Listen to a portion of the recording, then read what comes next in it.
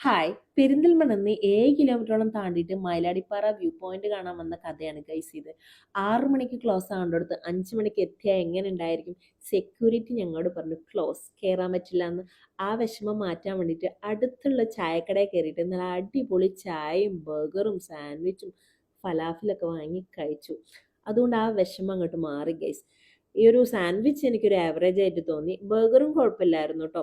പക്ഷെ എനിക്ക് ഫലാഫിൽ കുറേ നാളുകൾക്ക് ശേഷം ഉണ്ടോ ഞാൻ കഴിക്കുന്നത്. എനിക്ക് നല്ലൊരു ടേസ്റ്റും ഒക്കെ തോന്നി കേട്ടോ ഫലാഫിൽ. പിന്നെ ഞാൻ ആ വിഷമം മാറ്റാൻ വേണ്ടിയിട്ട് നമുക്ക് കൊടികുത്തിമല കയറിയാലോ എന്നൊരു പ്രതീക്ഷയൊക്കെ വെച്ചിട്ട് ഞങ്ങൾ കൊടികുത്തിമല കയറാന്നുള്ള ഒരു ആഗ്രഹത്തിലാണ് വന്നത്.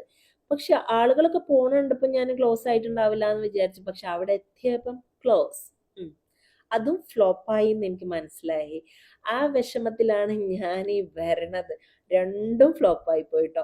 പിന്നെ ഞങ്ങൾ വരുമ്പോൾ അച്ചാറുണ്ട്, അപ്പോൾ അച്ചാർ വാങ്ങിച്ചിട്ടുണ്ടായിരുന്നു കേട്ടോ. അപ്പോൾ ഞങ്ങൾ നേരെ നെസ്റ്റോയിൽ കയറിയിട്ട് കുറച്ച് ഐസ്ക്രീം ഒക്കെ ഉണ്ട് വാങ്ങിച്ചു. ഐസ്ക്രീം തിന്നിട്ടെങ്കിൽ ആ വിഷമാണ് മാറ്റാന്ന് വിചാരിച്ചു. പിന്നെ ഞങ്ങൾ നേരെ വീട്ടിൽ